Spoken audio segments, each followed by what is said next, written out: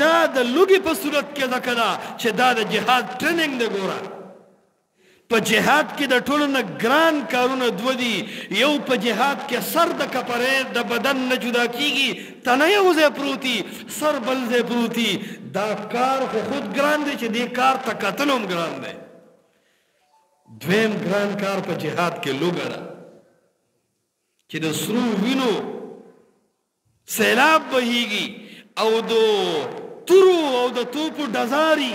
په داسې حال کې د رزق څه پته لګي؟ سړی روزي ګټي شي. نو په دغه میدان کې دویم امتحان چې راځي د لوګي راځي. الله وایي هر کال در باندې د لوګي دا میاشت راولمه چې ته هر ټیم جهاد ته ولاړې.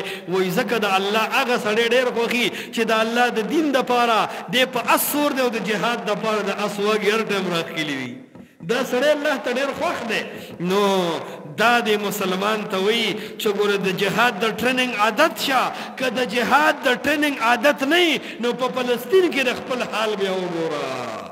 نن مسلمان دا ګورې د لوګي سره عادت نه دی، د منډې سره لکه عادت نه دی، د جهاد او د وسلو چل نه ورځي. لکه دام د مسلمان ډېره لویه ناکامي ده.